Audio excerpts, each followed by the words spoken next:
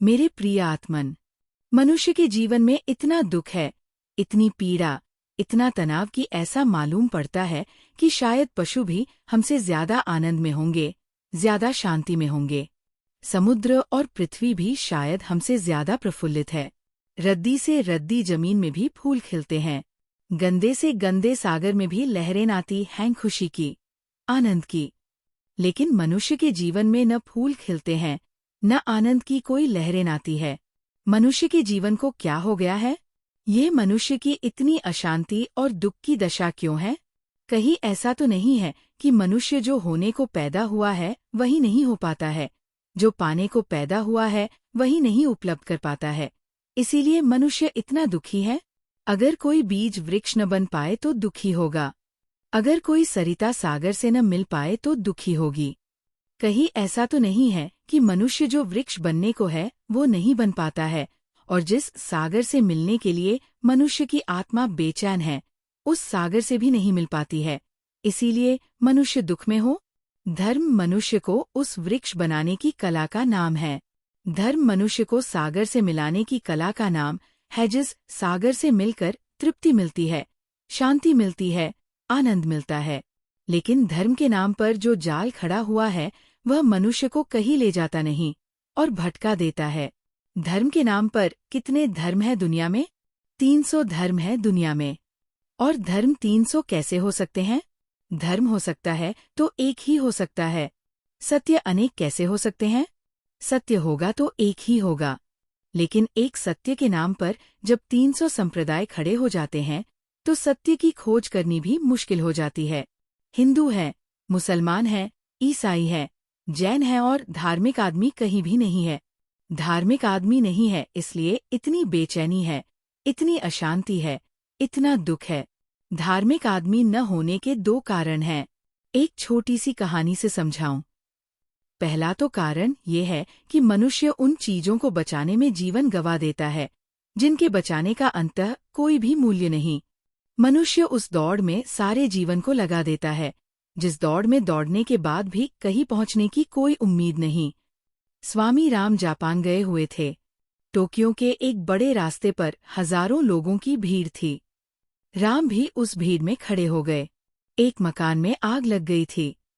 कोई बहुमूल्य मकान जल रहा था। बड़ा महल चारों तरफ से लपटे पकड़ गई थी। सैकड़ों लोग महल के भीतर से सामान बाहर ला रहे थे। महल का मालिक खड़ा था खोया, बेहोश सा।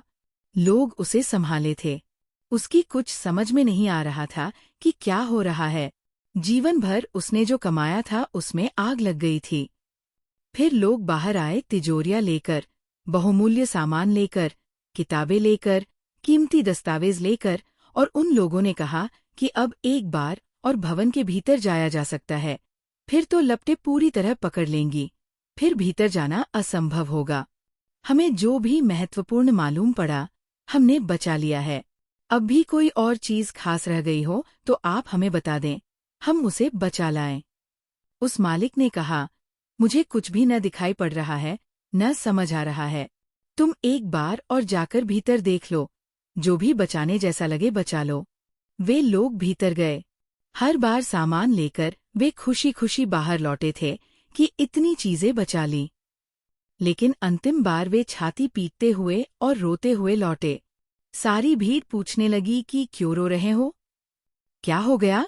उन लोगों ने रोते हुए कहा कि बड़ी भूल हो गई। भवन के मालिक का एक ही बेटा था, वह भीतर सोया था, हम उसे बचाना ही भूल गए।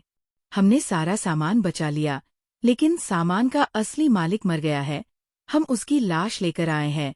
स्वामी राम ने अपनी डायरी में उस दिन लिखा कि आज जो मैंने देखा है वो अधिकतम मनुष्यों के जीवन में घटित होता है। लोग व्यर्थ की चीजें बचाने में जीवन गंवा देते हैं और जीवन का असली मालिक मर ही जाता है, उसे बचा ही नहीं पाते। अधिक लोग इसलिए जीवन को व्यर्थ कर लेते हैं कि उन्हें पता ही नहीं कि जीवन में क्या बचाने योग्य है, क्या छोड़ देने योग्य है। हम सब वस्तुएं और सामान बचाने में लग जाते हैं और खुद का व्यक्तित्व, खुद की आत्मा खो देते हैं। एक तो कारण ये है कि मनुष्य धार्मिक नहीं हो पाता, और जो मनुष्य धार्मिक नहीं हो पाता है वह मनुष्य कभी आनंदित भी नहीं हो सकता है। धार्मिक होना और आनंदित होना एक ही बात को कहने के दो ढंग हैं। अधार्मिक होना और दुखी होना एक ही बात को कहने के दो ढंग हैं। इसलिए कोई कभी कल्पना न करे कि अधार्मिक होते हुए भी कोई व्यक्ति कभी आनंदित हो सकता है। ये असंभव है। जैसे शरीर की बीमारियां हैं, और शरीर से बीमार आदमी कैसे आनंदित हो सकता है? शरीर तो स्वस्थ चाहिए। वैसे ही आत्मा की बीमारियां भी हैं। अधर्म आत्मा की बीमारी का नाम है। जो आत्मा की बीमारी में पड़ा हुआ है, वह कैसे आनंदित हो सकता है? शरीर दुखी हो तो भी एक आदमी भीतर आनंदित हो सकता है, लेकिन भीतर की आत्मा ही दुखी हो तब तो आनंदित होने की कोई उम्मीद नहीं है, कोई आशा नहीं है। लेकिन जिस आत्मा को आनंदित करना है, उस आत्मा के लिए हम कुछ भी नहीं करते। शरीर के लिए सब कुछ करते हैं, व्यर्थ की चीजों के लिए बहुत कुछ करते हैं। जैसे छोटे बच्चे समुद्र के किनारे पत्थर बीनकर इकट्ठा कर लेते हैं और सोचते हैं कि कोई बहुत बड़ा काम कर लिया।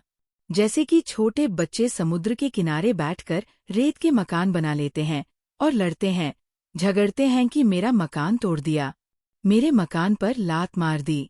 लेकिन उन्हें पता नहीं कि थोड़ी देर में माँ की आवाज आएगी घर से और वो सब मकान वही किनारे पर, रेत के किनारे पर छोड़कर चले जाना पड़ेगा।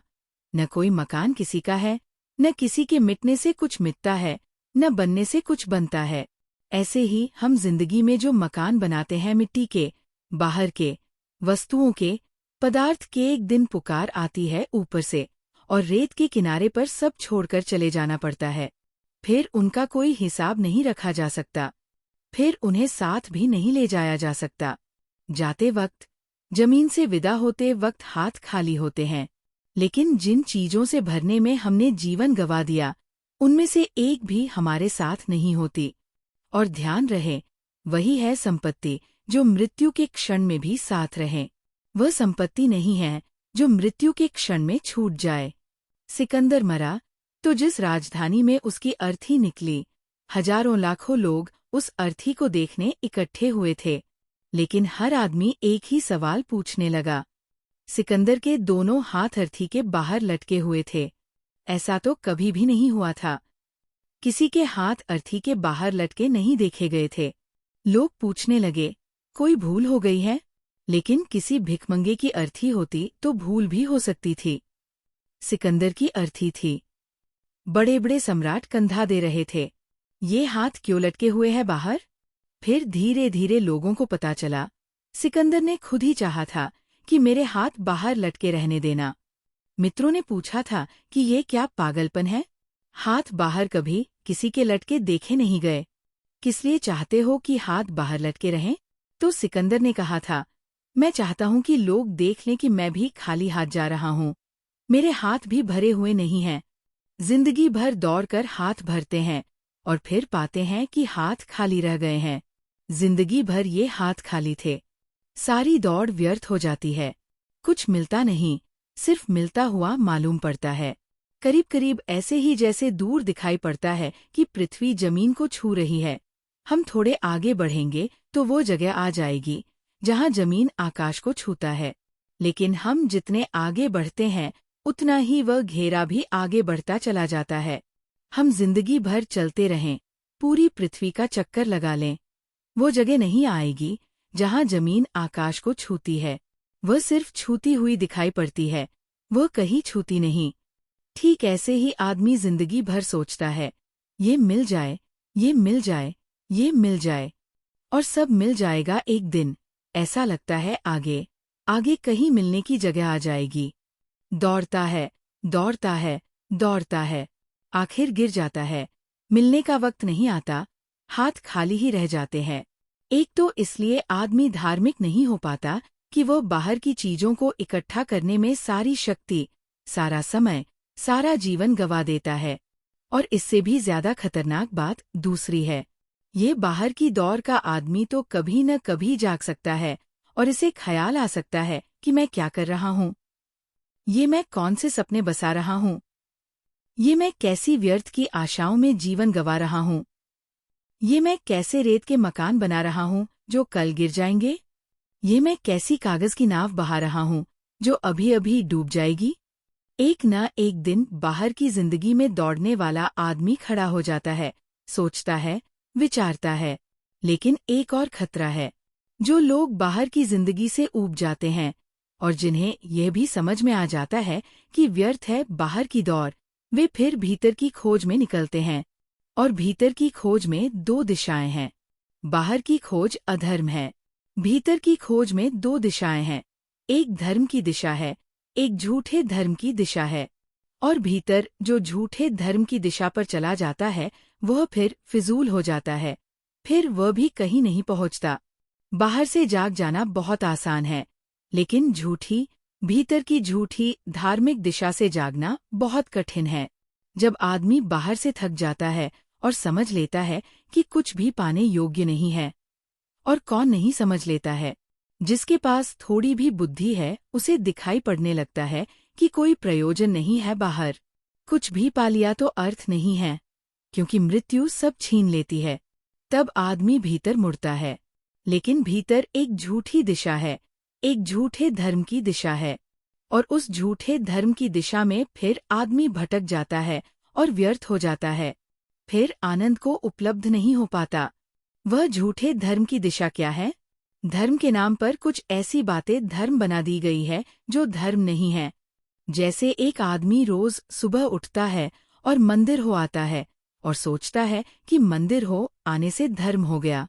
ऐसा आदमी भ्रांति में है। मंदिर में हो आने से कभी भी धर्म नहीं हुआ है। और कोई भी आदमी का बनाया हुआ मंदिर भगवान का मंदिर नहीं है। आदमी कैसे भगवान का मंदिर बना सकता है? आदमी भगवान का मंदिर बना लेगा तो आदमी भगवान से भी बड़ा हो जाएगा। भगवान आदमी को बनाता होगा, आदमी भगवान को नहीं बना सकता। लेकिन झूठे धर्म ने ये तरकीब समझाई है कि आदमी भगवान को बना सकता है। एक पत्थर की मूर्ति आदमी बना लेता है और कहता है, भगवान हो गया, और फिर उसकी पूजा शुरू कर देता है। पागलपन की हद है। अपने ही हाथ से बनाई गई मूर्तियां भगवान की कैसे हो सकती हैं? भगवान की कोई मूर्ति नहीं है और भगवान का कोई मंदिर नहीं है। और या फिर सभी मूर्तियां भगवान की हैं और सब कुछ भगवान का मंदिर है। ये सारी पृथ्वी, ये सारा आकाश, ये सारे चांद तारे भगवान की मूर्ति है। ये समुद्र, ये हवाएं, ये लोग, ये आँखें, ये धड़कते हुए दिल, ये रेत, ये सब भगवान की मूर्ति है। या तो ये सच है और या फिर ये सच है कि भगवान की कोई भी मूर्ति नहीं, अमूर्ति है, भगवान अरूप है। लेकिन इन दोनों के बीच में एक तीसरी तरकीब निकाली गई कि हमने मंदिर बना लिए हैं, मूर्तियां पत्थर की बना ली हैं। मंदिर है, मस्जिद है, गिरजे है, और न मालूम कितने प्रकार के रूप है आदमी के बनाए हुए मंदिरों के, आदमी के बनाए हुए भगवानों के। और इन भगवानों और मंदिरों में हम भटक जाते हैं और खो जाते हैं। आदमी न मंदिर बना सकता है, न भगवान बना सकता है। आदमी मंदिर में प्रवेश कर सकता है, आदमी भगवान में प्रवेश कर सकता है, लेकिन बना नहीं सकता। आदमी का बनाया हुआ कुछ भी धर्म नहीं हो सकता। धर्म वह है जो हमसे पहले है और हमसे बाद रहेगा।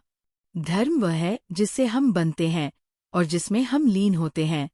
हम धर्म को नहीं बना सकते, लेकिन हमने धर्म खड़े कर लिए हैं। हिंदू, मुसलमान, ईसाई, जैन, बौद्ध, ये हमारे बनाए हुए धर्म हैं। जो हम बनाते हैं वो नकली होगा, वह कभी असली धर्म नहीं हो सकता। इसे थोड़ा ठीक से समझ लेना जरूरी है। जो भी आदमी बनाएगा धर्म, वह नकली होगा, वह झूठा होगा, वो असली नहीं हो सकता। असली धर्म वह है जो हमें धारण किए हुए है। असली धर्म वो नहीं है जो हम बनाते हैं। इसलिए धर्मशास्त्र जैसा कोई शास्त्र दुनिया में नहीं है। शास्त्र है, धर्मशास्त्र कोई भी नहीं है। धर्मशास्त्र कैसे हो सकता है? आदमी की बनाई हुई किताब धर्म की किताब कैसे हो सकती है? हाँ, एक किताब है जो चारों तरफ खुली हुई है। सूरज उस किताब के पन्नों में है, आकाश उस किताब के पन्नों में है, हवाएं उस किताब के पन्नों में हैं। ये सारी की सारी प्रकृति और ये सारा जीवन उस किताब के अध्याय है। लेकिन उस किताब को कोई खोलने नहीं जाता। लोग रामायण को खोल लेते हैं, कुरान को खोल लेते हैं, बाइबल को खोल लेते हैं और सोचते हैं धर्मशास्त्र पढ़ रहे हैं। धर्मशास्त्र एक ही है ये पूरा जीवन। परमात्मा का जो बनाया हुआ है वो धर्मशास्त्र है। आदमी की बनाई हुई किताबें धोखा है। आदमी की बनाई हुई किताब सुंदर हो सकती है, काव्य हो सकती है, अद्भुत हो सकती है, लेकिन धर्मशास्त्र नहीं हो सकती। रविंद्रनाथ ने अपने जीवन में एक घटना का उल्लेख किया है। रविंद्रनाथ ने लिखा है, पूर्णिमा की रात थी और मैं झील पर नाव में विहार करता था।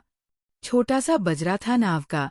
उस बजरे के भीतर एक छोटा सा दिया जलाकर मैं किताब पढ़ता था। सौंदर्य शास्त्र पर कोई किताब पढ़ता था उस किताब में कि सौंदर्य क्या है। बाहर पूर्णिमा का चांद था, उसकी चारों तरफ चांदनी बरसती थी। झील की लहर लहर चांदी हो गई थी। लेकिन रविंद्रनाथ अपने झोपड़े में, झील के बजरे में बंद, नाव के अंदर, एक छोटा सा दिया जलाकर, उसके गंदे धुएं में बैठकर सौंदर्य शास्त्र की किताब पढ़ रहे थे। आधी रात गए, थक गई आंखें, किताब बंद की, फूंक मार कर दिया बुझाया। लेटने को हुए तो हैरान हो गए, चकित हो गए, उठकर नाचने लगे। जैसे ही दिया बुझाया, द्वार से, खिड़की से, रंध्र रंध्र से बजरे की चांदनी भीतर घुस आई। नाचने लगी चांदनी चारों तरफ। रविंद्रनाथ ने कहा, अरे मैं पागल, मैं एक टिमटिमे दिए को जलाकर, गंदे दिए को जलाकर, धुएं में बैठा हुआ सौंदर्य के शास्त्र को पढ़ता था और सौंदर्य द्वार पर प्रतीक्षा करता था कि बुझाओ तुम दिया अपना और मैं भीतर आ जाऊं। और द्वार पर रुका था सौंदर्य कि मैं सौंदर्य शास्त्र में उलझा था तो वो बाहर प्रतीक्षा करता था। बंद कर दी किताब, निकल आए बजरे के बाहर। आकाश में चांद था, चारों तरफ मौन झील थी। उसकी बरसती चांदनी में वे नाचने लगे और कहने लगे, ये रहा सौंदर्य, ये रहा सौंदर्य। मैं कैसा पागल था कि किताब खोलकर सौंदर्य खोजता था। वहां अक्षर थे काले, वहां कागज थे, आदमी के बनाए हुए शब्द थे। सौंदर्य वहां कहाँ था? लेकिन हम सब किताबों में खोजते हैं उसे जो चारों तरफ मौजूद है। हम किताबों में खोजते हैं उसे जो हर घड़ी सब तरफ मौजूद है। और जब किताबों में नहीं पाते तो फिर कहते हैं, नहीं होगा ईश्वर, क्योंकि मैंने पूरी किताबें पढ़ डाली, मिला नहीं मुझे अब तक। पागल है हम। जहां हम खोजते हैं वो आदमी की बनाई हुई किताबें, वहां ईश्वर कहाँ होगा? ईश्वर को देखना है तो वहां खोजो जहां आदमी का बनाया हुआ कुछ भी नहीं है। जहां आदमी के पहले जो था वो है, जिससे आदमी पैदा हुआ वह है, जिसमें आदमी खो जाएगा वह है। वहां खोजो। ईश्वर का मतलब है वह जिससे सब निकलता, जिसमें सब होता, जिसमें सब लीन हो जाता, लेकिन जो सदा रहता है। ईश्वर का मतलब इतना है कि जिससे सब निकलता, जिसमें सब रहता, जिसके बिना कुछ भी नहीं रह सकता, जिसमें सब अंततः लीन हो जाता, लेकिन जो न मिटता है, न बनता है, न खोता है, न जाता है, न आता है, जो है सदा, उसका नाम ईश्वर है। और हम एक मंदिर बनाते हैं। वह मंदिर भी बनेगा और गिरेगा, क्योंकि जो भी बनता है वह मिटता है। हम एक मूर्ति बनाते हैं। जो भी बन गई है मूर्ति, वह कल गिरेगी और बिखर जाएगी। हम एक किताब रचते हैं। जो भी रचा जाता है वो नष्ट हो जाता है। जो भी बनता है, मिटता है, वो ईश्वर नहीं है। लेकिन आदमी ने अपने थोथे और झूठे धर्म खड़े कर रखे हैं। क्यों कर रखे हैं खड़े? इसलिए खड़े कर रखे हैं कि आज नहीं कल हर आदमी बाहर से उगता है और भीतर की तरफ जाता है। और जब भीतर की तरफ जाता है तो वहां दो रास्ते हैं। एक झूठे धर्म का रास्ता है, एक सच्चे धर्म का रास्ता है। सच्चे धर्म के रास्ते पर आदमी चला जाए तो उसका शोषण नहीं किया जा सकता। उसे झूठे धर्म के रास्ते पर ले जाओ तो पंडे हैं, पुरोहित हैं, पुजारी हैं, मौलवी हैं, वे सब उसका शोषण कर सकते हैं। आदमी को भटकाने वाले लोग नास्तिक नहीं हैं उतने, जितने कि पंडे हैं, पुजारी है, साधु हैं, सन्यासी है, जो शोषण करते हैं धर्म का, जो धर्म के नाम पर जीते हैं, जिन्होंने धर्म को आजीविका बना रखा है, जिन्होंने धर्म को धंधा बना रखा है, जो लोग भगवान को भी बेचते हैं और भगवान के बेचने पर जीते हैं। उन लोगों ने एक झूठा, एक सब्स्टिट्यूट रिलीजन, एक परिपूरक धर्म बना रखा है। इसके पहले कि कोई आदमी भीतर जाए, वे उस झूठे रास्ते पर उसे लगा देते हैं। उस रास्ते पर करोड़ों करोड़ों लोग चल रहे हैं, हिंदुओं के नाम से, मुसलमानों के नाम से, ईसाइयों के नाम से, और वे करोड़ों करोड़ों लोग कहीं भी नहीं पहुंचते। बाहर भी कहीं नहीं पहुंचता आदमी, और भीतर भी गलत रास्ते को पकड़कर कहीं भी नहीं पहुंचता। कुछ थोड़े से लोग कभी भीड़ से चूक जाते हैं और उस रास्ते पर चले जाते हैं जो धर्म का रास्ता है। और ध्यान रहे, भीड़ कभी धर्म के रास्ते पर नहीं जाती। धर्म के रास्ते पर अकेले लोग जाते हैं, क्योंकि धर्म के रास्ते पर कोई राजपथ नहीं है जिस पर करोड़ों लोग इकट्ठे चल सकें। धर्म का रास्ता पगडंडी की तरह है जिस पर अकेला आदमी चलता है। दो आदमी भी साथ नहीं चल सकते। और यह भी ध्यान रहे, धर्म का रास्ता कुछ रेडीमेड बना बनाया नहीं है कि पहले से तैयार है, आप जाएंगे और चल पड़ेंगे। धर्म का रास्ता ऐसे ही है जैसे आकाश में पक्षी उड़ते हैं। कोई रास्ता नहीं है बना हुआ, पक्षी उड़ता है और रास्ता बनता है। जितना उड़ता है उतना रास्ता बनता है। और ऐसा भी नहीं है कि एक पक्षी उड़े तो रास्ता बन जाए, तो दूसरा उसके पीछे उड़ जाए, फिर रास्ता मिट जाता है। उड़ा पक्षी आगे बढ़ गया, आकाश में कोई निशान नहीं बनते। ठीक धर्म के आकाश में भी एक एक आदमी जाता है, बिना बंधे हुए रास्ते हैं। पाथलेस पाथ है, वहाँ कोई बंधा हुआ रास्ता नहीं है। पंथहीन पंथ है वहाँ कोई बंधी हुई पगडंडी नहीं है कि पहले से तैयार है, आप जाएंगे और चल पड़ेंगे। अगर ऐसा होता तो हम सारे लोगों को कभी का उस रास्ते पर ले गए होते। अज्ञात है, अनचार्टर्ड है, कोई नक्शा नहीं है पास में, कोई कुतुबनुमा नहीं है पास में जिससे पता चल जाए कि रास्ता कहाँ है। उस अनजान रास्ते पर अकेले उतरने की हिम्मत जिनकी है, वे जरूर पहुंचते हैं परमात्मा तक। लेकिन हिंदू घर में पैदा हो गया लड़का तो हिंदुओं की भीड़ में सम्मिलित हो जाता है। वह कहे काशी जाओ तो काशी जाता है, कहे द्वारिका जाओ तो द्वारिका जाता है, कहे कि ये भगवान है, इसको पूजो तो उनको पूजता है। मुसलमानों की भीड़ में पैदा हो गया, कहे मक्का जाओ तो मक्का जाता है। ईसाइयों की भीड़ में पैदा हो गया, कहा कि जेरूसलम जाओ तो जेरूसलम जाता है। भीड़ के पीछे चलता है आदमी, और जो आदमी भीड़ के पीछे चलता है वो आदमी झूठे धर्म के रास्ते पर चलेगा। जो आदमी अकेला चलने की हिम्मत जुटाता है वो आदमी धर्म के रास्ते पर जा सकता है। इसलिए दो बातें ध्यान में रखनी जरूरी है। बाहर की जिंदगी बेमानी है। बाहर की जिंदगी का बहुत अंतिम अर्थ नहीं है। रेत पर खींची गई लकीरों की तरह वो जिंदगी है। हवाएं आएंगी और सब रेत पुछ जाएगी। कितने लोग हमसे पहले रहे हैं इस पृथ्वी पर। जहां हम बैठे हैं उस जमीन में नामालूम कितने लोगों की कब्र बन गई होगी। जिस रेत पर हम बैठे हैं वह रेत नामालूम कितने लोगों की जिंदगी की राख का हिस्सा है। कितने लोग इस पृथ्वी पर रहे हैं और कितने लोग खो गए हैं। आज कौन सा उनका निशान है, कौन सा उनका ठिकाना है? उन्होंने क्या नहीं सोचा होगा, क्या नहीं किया होगा। कितने कितने। मैं सुनता हूं कि द्वारिका 7 बार बनी और बिगड़ी, 7 करोड़ बार बन बिगड़ गई होगी। कुछ पता नहीं है। इतना अंतहीन है विस्तार ये सब। इसमें सब रोज बनता है और बिगड़ जाता है। लेकिन कितने सपने देखे होंगे उन लोगों ने, कितनी इच्छाएं की होंगी कि ये बनाएं, ये बनाएं। सब राख और रेत हो गया, सब खो गया। हम भी खो जाएंगे कल। हमारे भी बड़े सपने हैं, हम भी क्या क्या नहीं कर लेना चाहते हैं। लेकिन समय की रेत पर सब पूछ जाता है। हवाएं आती है और सब बह जाता है। बाहर की जिंदगी का बहुत अंतिम अर्थ नहीं है। बाहर की जिंदगी खेल से ज्यादा नहीं है। हाँ, ठीक से खेल ले, इतना काफी है।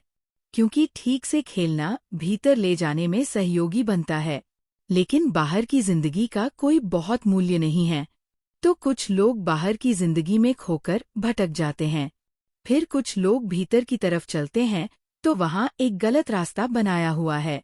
वहाँ धर्म के नाम पर दुकानें लगी है।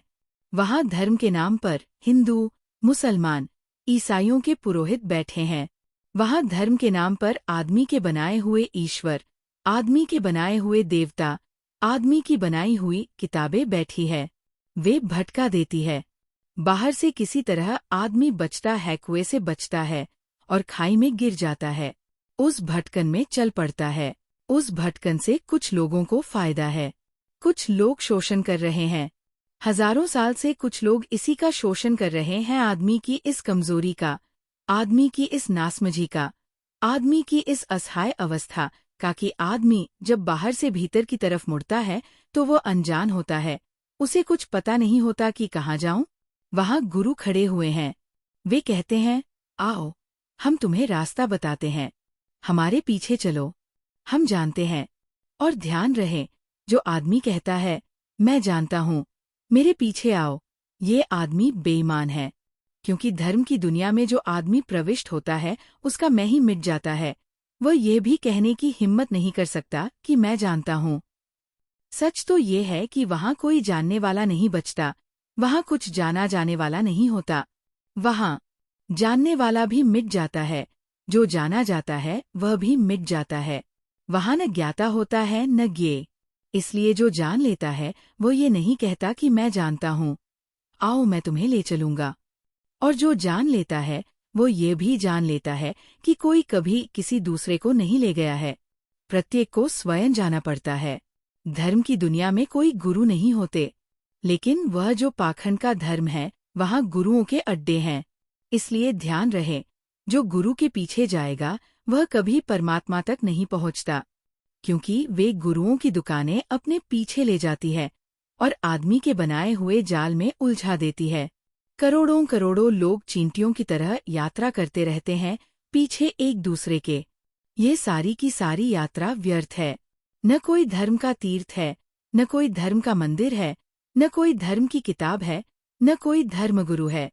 और जब तक हम इन बातों में भटके रहेंगे तब तक हम कभी भी धर्म को नहीं जान सकते। लेकिन आप कहेंगे, फिर हम क्या करें? अगर हम गुरु के पीछे न जाएं तो हम कहाँ जाएं? किसी के पीछे मत जाओ, ठहर जाओ, किसी के पीछे मत जाओ, और तुम वहां पहुंच जाओगे जहां पहुंचना जरूरी है।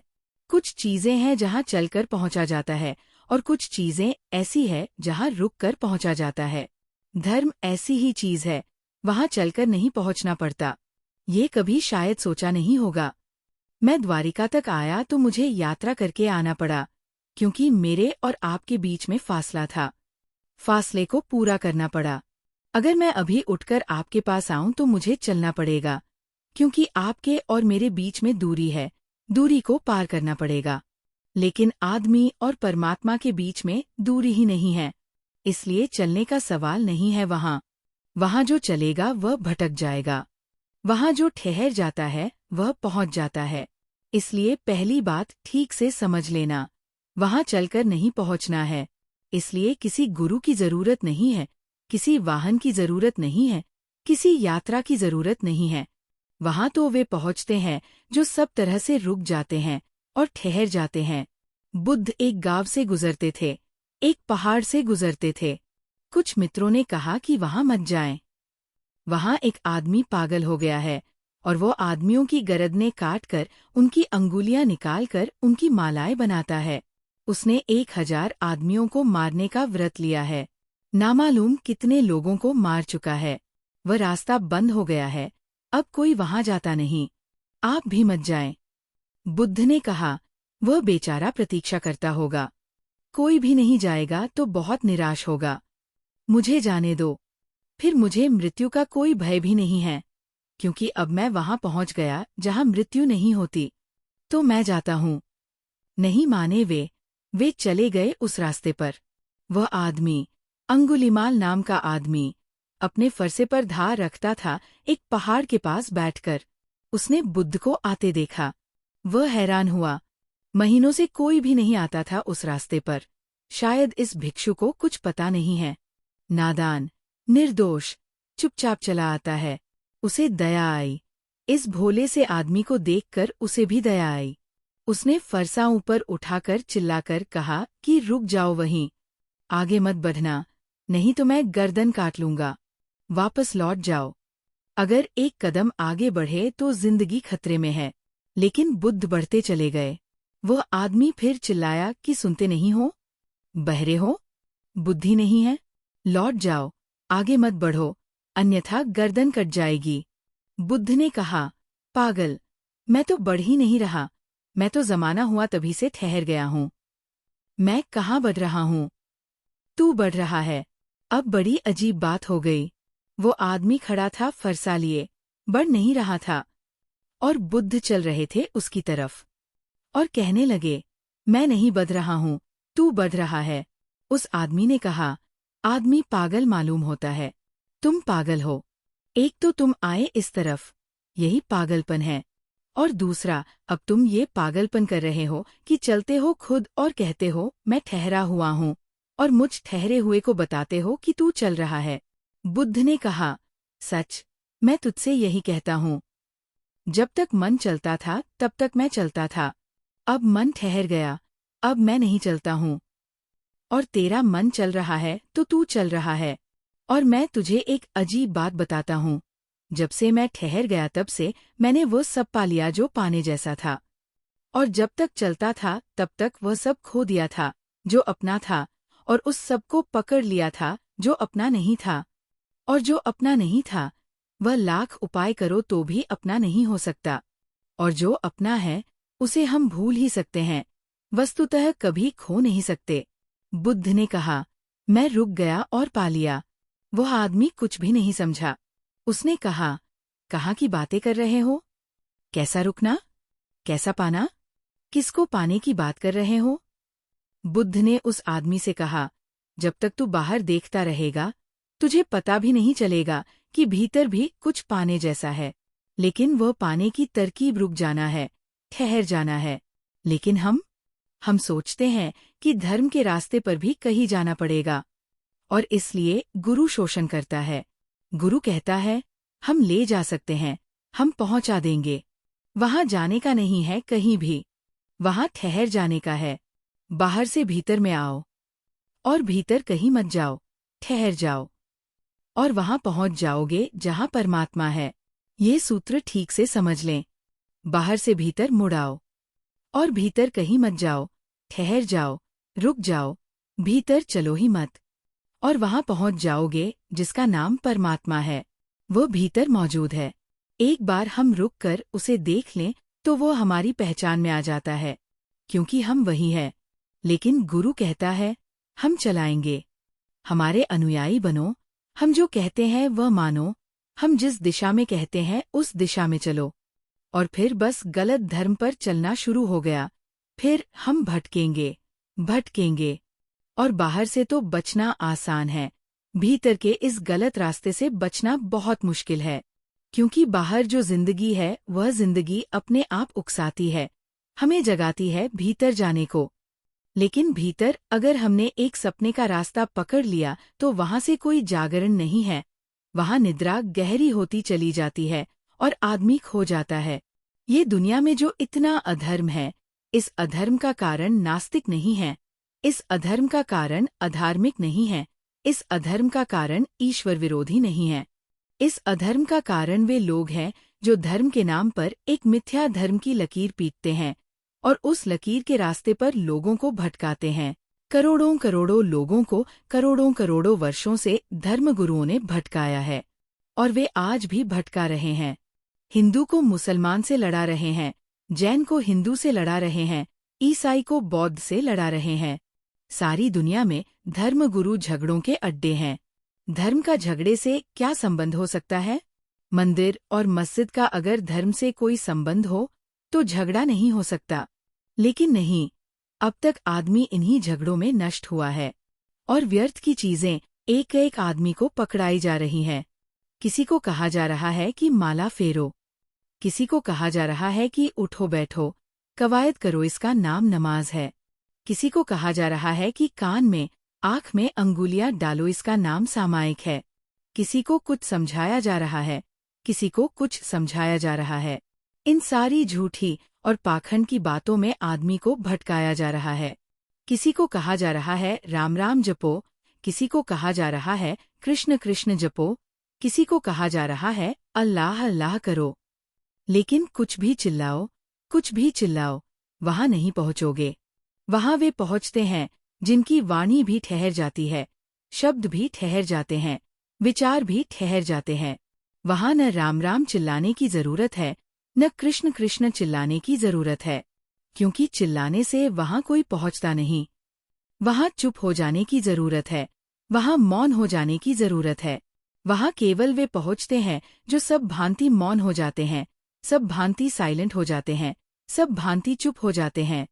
चुप्पी ले जाती है वहां, लेकिन चुप्पी के ऊपर शोषण नहीं किया जा सकता। शब्दों के नाम पर शोषण किया जा सकता है। शब्दों के नाम पर संप्रदाय बनाए जा सकते हैं। शब्दों के नाम पर लोगों को लड़ाया जा सकता है। कैसा मजा है, राम को मानने वाला कृष्ण को मानने वाले से लड़ जाता है। हद हो गई पागलपन की। दोनों के दिमाग के इलाज की जरूरत है। आदमी को पागल करने की हद हो गई। राम और कृष्ण को मानने वाला भी लड़ जाता है। मोहम्मद और महावीर को मानने वाला लड़े। थोड़ी बात समझ में आ सकती है कि बड़े फासले पर ये लोग हुए, लेकिन राम और कृष्ण जैसे लोगों को मानने वाला भी लड़ जाता है। और ये भी मजा है, कृष्ण के भी मानने वाले दो ढंग से मान सकते हैं और लड़ सकते हैं। ये हमने लड़ाई की तरकीबें खोजी हैं या परमात्मा के पास जाने के रास्ते खोजे हैं? मैं आपसे कहना चाहता हूँ, उसका कोई नाम नहीं है। न राम उसका नाम है, न कृष्ण उसका नाम है, न महावीर, न बुद्ध। उसका कोई नाम नहीं है। इसलिए जब तक नाम की पकड़ रहेगी, क्लिंगिंग रहेगी, तब तक वो नहीं मिलेगा। सब नाम छूट जाए वो नेमलेस है, वो नाम रहित है, वो अनाम है। जब चित्त सारे नाम छोड़ देता है, सारे शब्द छोड़ देता है, सारे शास्त्र छोड़ देता है, सारे विचार छोड़ देता है, सब छोड़ देता है, चुपचाप खड़ा रह जाता है, तब आदमी वहां पहुंच जाता है जहां पहुंचने की हमारी आकांक्षा है।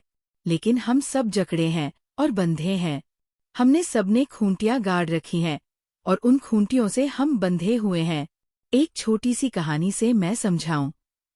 एक रात एक गांव में कुछ मित्र एक मधुशाला में इकट्ठे हुए। उन्होंने देर तक खूब शराब पी डाली। फिर वे बाहर निकले। फिर उनमें से किसी एक ने कहा कि चांद निकला है पूरा, चलो हम नदी पर चलें, चलो हम नौका विहार करें। वे नदी पर गए। उन्होंने एक नाव में बैठकर पतवारें उठा लीं। मछुए अपने घर जा चुके थे नावों को बांधकर। पतवारें उठाकर उन्होंने नाव खेनी शुरू कर दी। वे रात भर नाव खेते रहे। सुबह जब हवाएं चलीं, ठंडक बढ़ी, सूरज के निकलने का वक्त आया, उनको थोड़ा होश आया और उनमें से किसी एक ने कहा, हम नामालूम कितने दूर निकल आए हों, अब वापस लौट चलना चाहिए। लेकिन उतर कर देख लो कि हम कहाँ आ गए हैं। पूरब की पश्चिम। हम कितने दूर हैं? हम कहाँ हैं? एक आदमी नीचे उतरा। नीचे उतरकर हंसने लगा। मित्रों ने पूछा, क्यों हंसते हो? उसने कहा कि तुम भी उतर आओ। हम कहीं भी नहीं गए हैं, हम वहीं खड़े हैं जहाँ रात नौका खड़ी थी। वे पूछने लगे, लेकिन हो क्या गया? तो उस आदमी ने कहा, हुआ कुछ भी नहीं, हम नौका की जंजीर खोलना भूल गए। वह किनारे से ही बंधी है और हम रात भर पतवारें चलाते रहे। रात भर पतवार चलाओ, इससे कोई कहीं नहीं पहुंच जाता। नौका की जंजीर खुली होनी जरूरी है, किनारे से खोलना जरूरी है। मनुष्य का मन जब तक किसी चीज से बंधा है, तब तक परमात्मा के सागर में यात्रा नहीं हो सकती। मनुष्य का चित्त जब तक किसी चीज से बंधा है, चाहे वो धन हो, चाहे वो धर्म हो, चाहे वो पत्नी हो, चाहे अपना ही गढ़ा हुआ परमात्मा हो, चाहे वह मोक्ष हो, चाहे वो स्वर्ग हो, चाहे वो गृहस्थी हो और चाहे वो सन्यास हो, जब तक आदमी का चित्त कहीं भी बंधा है, कोई भी क्लिंगिंग, कोई भी पकड़ आदमी को धर्म के सागर में प्रवेश नहीं होने देती। एक ऐसा चित्त चाहिए जो अनबंधा है, जो कहीं भी बंधा नहीं, जिसका कोई बंधन नहीं है, जो न हिंदू है, न मुसलमान है, न ईसाई है, न कृष्ण को मानने वाला है, न राम को मानने वाला है, जो मानने वाला ही नहीं है, जो आस्तिक भी नहीं है, जो नास्तिक भी नहीं है, जो न ये मानता है न वह मानता है, जो न इस किताब को पूछता है न उस किताब को पूछता है, जो एकदम खाली है, जिसकी कोई पकड़ नहीं है, वह तत्क्षण वहां पहुंच जाता है जहां प्रभु का सागर है। जापान के एक छोटे से गांव में सुबह ही सुबह 3 मित्र घूमने निकले हैं। उन्होंने देखा कि पहाड़ी के पास एक भिक्षु खड़ा है, सुबह की चमकती रोशनी में। सूरज की किरणें उसके ऊपर पड़ रही है। वो आंख बंद किए हुए खड़ा है। वे तीनों सोचने लगे, ये भिक्षु वहां पहाड़ी पर खड़े होकर क्या करता होगा?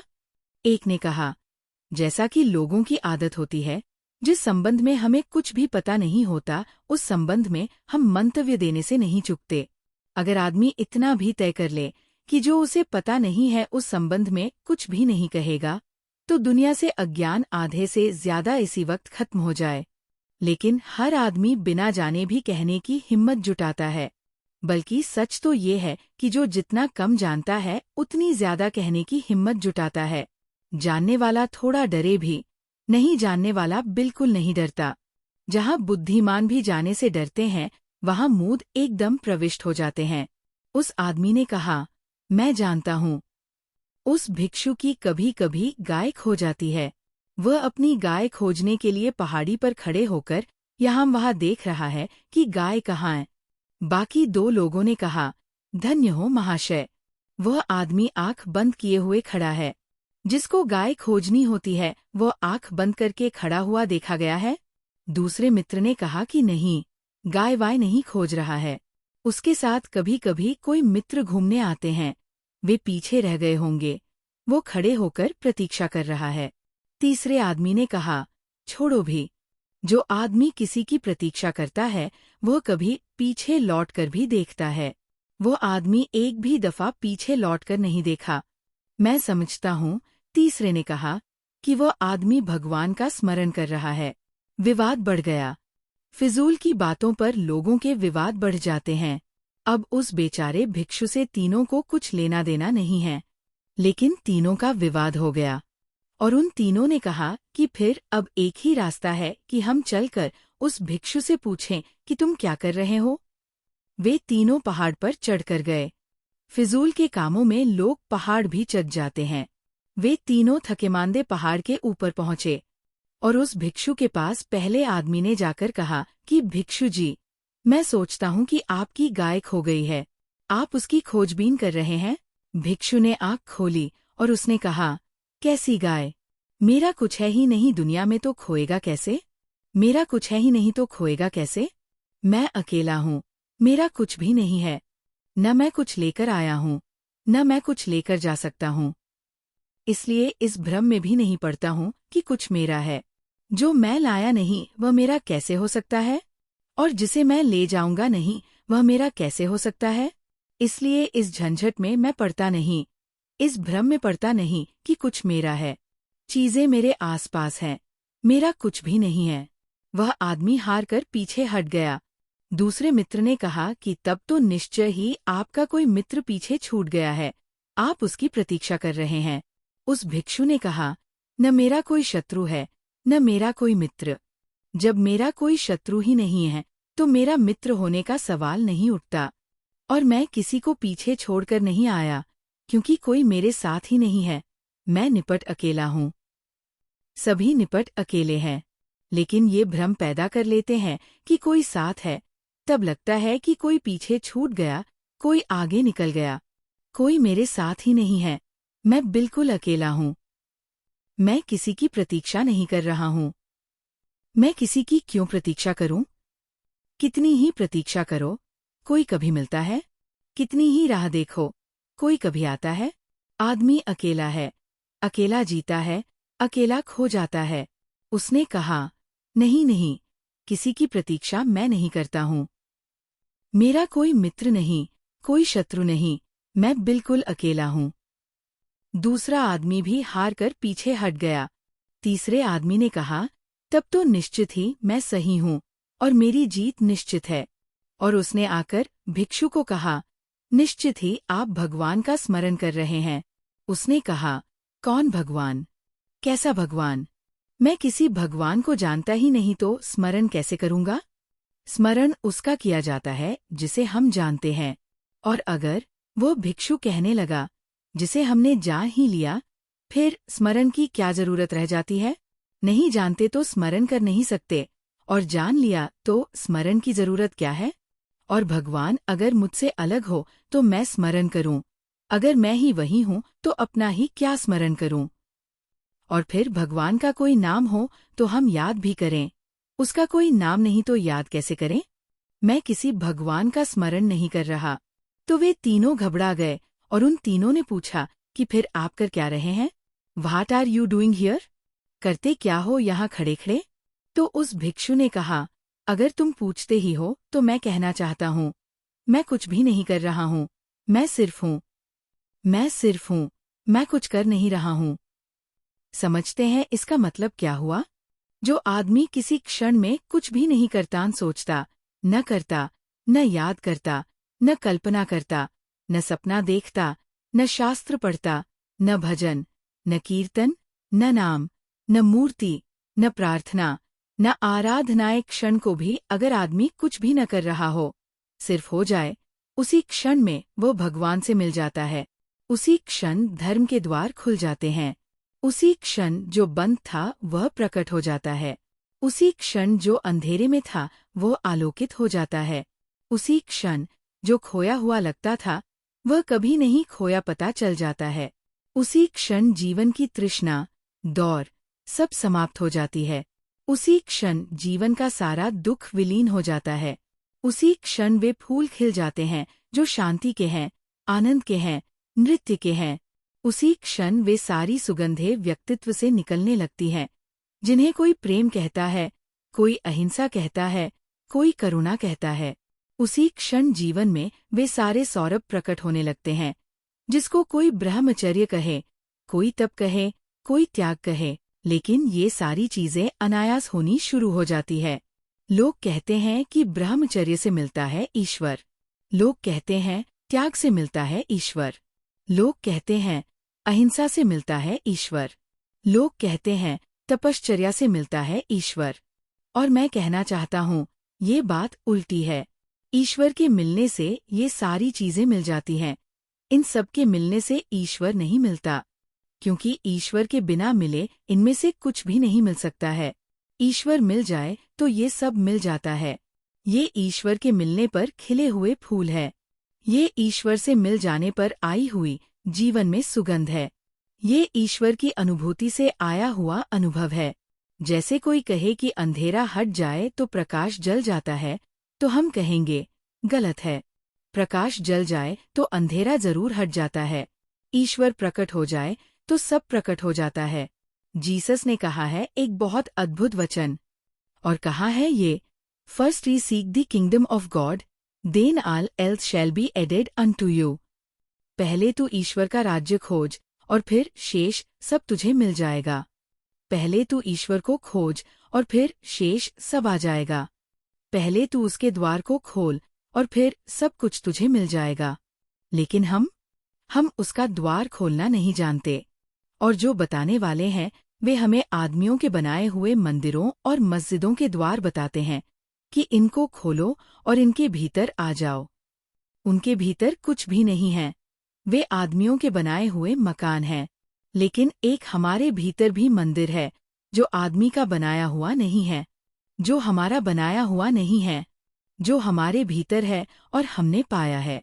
वह भी खुल सकता है, लेकिन वो शांति के, मौन के उस क्षण में खुलता है जब हम कुछ भी नहीं कर रहे होते हैं। इसलिए धार्मिक क्रिया जैसी चीज ही नहीं होती। धार्मिक क्रिया जैसी चीज हो ही नहीं सकती है। धार्मिक होने का अर्थ है अक्रिया में होना, और धर्म के नाम पर जितनी क्रियाएं हैं सब पाखंड है, सब क्रियाकांड है, सब धोखा है। धार्मिक क्रिया होती ही नहीं। जो अक्रिया में होता है वह धर्म को उपलब्ध हो जाता है। इस दिशा में जो चलता है उसे जीवन का अर्थ मिलता है, उसे जीवन की धन्यता मिलती है। वह जान पाता है कि जीवन क्या है। वह जान पाता है कि जीवन में कितने रहस्य, कितने आनंद छिपे हैं, जीवन के खजाने कितने हैं। उसकी मृत्यु मिट जाती है, दुख मिट जाता है, अंधकार मिट जाता है। एक छोटी सी कहानी, और अपनी बात मैं पूरी कर दूंगा। एक बहुत बड़ी राजधानी में एक भिक्षु था। 30 वर्षों तक भीख मांगता रहा। फिर उसकी मौत आई, फिर वह मरा। एक ही जगह बैठकर उसने 30 साल तक भीख मांगी। 30 साल तक हाथ फैलाए रहा, जो भी आदमी निकला उसके सामने फिर मर गया। मरने पर पड़ोस के लोगों ने उसके चीथड़ों में आग लगा दी, उसके गंदे बर्तन फिंकवा दिए, उस भिक्षु की लाश जलवा दी। और फिर किसी समझदार को ख्याल आया कि एक ही जमीन के टुकड़े पर बैठे बैठे 30 साल में उसने जमीन भी गंदी कर दी है, थोड़ी जमीन का टुकड़ा भी उखाड़कर बदल दो। मिट्टी खोदते थे तो चमत्कार हुआ। हैरान हो गए लोग, सारी राजधानी वहां इकट्ठी हो गई। खुद सम्राट भी देखने आया। वह भिक्षु जहां बैठा था, थोड़ी ही जमीन खोदने पर वहां इतना बड़ा खजाना था कि काश उस भिक्षु को मिल जाता तो वह पृथ्वी का सबसे बड़ा धनपति हो जाता। सारे गांव के लोग कहने लगे, बड़ा पागल था, भीख मांगता रहा फिजूल, अपनी जमीन न खोद ली, अन्यथा इतना बड़ा मालिक हो जाता, इतना खजाना मिल जाता। उस गांव का हर आदमी यही कहने लगा। मैं भी उस गांव में गया था, उस भीड़ में मैं भी खड़ा था, मुझे भी हंसी आ गई। लोग मुझसे पूछने लगे, किस पर हंसते हो? मैंने कहा, उस भिक्षु पर नहीं, तुम पर, क्योंकि मुझे लगता है तुम भी जिस जमीन पर खड़े हो वहां इससे भी बड़े खजाने गड़े हैं, लेकिन तुम कभी वहां झांक कर नहीं देखोगे। तुम दूसरे मंदिरों में खोजोगे उसे जो तुम्हारे भीतर है। तुम संपत्ति के लिए दूसरों के सामने हाथ फैलाओगे जो तुम्हारे भीतर है। तुम ज्ञान के लिए गुरुओं के चरण पकड़ोगे जो ज्ञान तुम्हारे भीतर है। तुम शास्त्रों में, मरे हुए शास्त्रों में खोजोगे उसे जो जिंदा शास्त्र की तरह तुम्हारे भीतर श्वास ले रहा है। लेकिन हम सब बाहर खोजते हैं क्योंकि हम सब भिखमंगे हैं, और अगर हम भीतर खोजें तो हम सब सम्राट हो सकते हैं। धर्म सम्राट बनाना चाहता है उन्हें जो भिखमंगे हो गए हैं। धर्म सम्राट बनने की कला है। मेरी ये बातें इतनी शांति और प्रेम से सुनी, उससे मैं बहुत अनुग्रहित हूँ और सबके भीतर बैठे परमात्मा को प्रणाम करता हूँ। मेरे प्रणाम स्वीकार करें।